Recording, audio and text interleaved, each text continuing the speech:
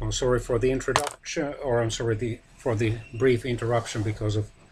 a phone call that did not come actually, or was not addressed to me. But anyway, expect to see during this fall session of the Canadian Federal Parliament from September to December 2018, and of course during the winter and spring session of and even early summer session of February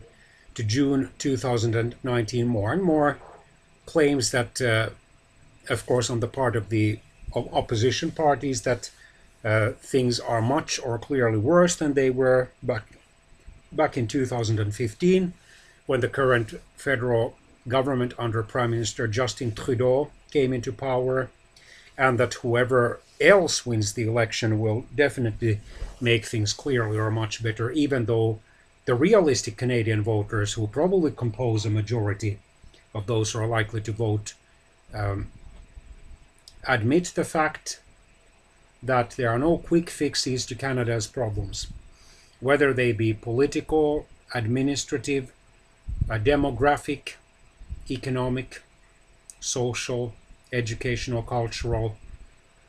ethical, moral, or spiritual. So that it will require much hard work by Canadians of many walks of life, not just a change in the outward composition of their federal cabinet and parliament, especially its lower house, the House of Commons, that will be elected in October 2019 to really fix Canada's problems. And there might be some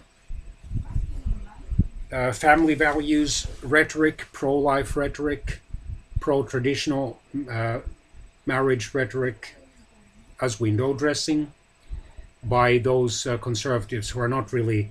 concerned about these social, moral, even spiritual issues, but who above all want to return to power. And with such a clear majority that they likely will win also the next federal parliamentary elections scheduled for 2023. As I've said in a few other videos, the current conservative leadership at the federal level, or I've implied, is so socially liberal that there will be little or no action taken to restrict abortion, let alone to outlaw it, or to try to restore marriage's traditional definition. There might be laws introduced, or at least symbolic gestures like parliamentary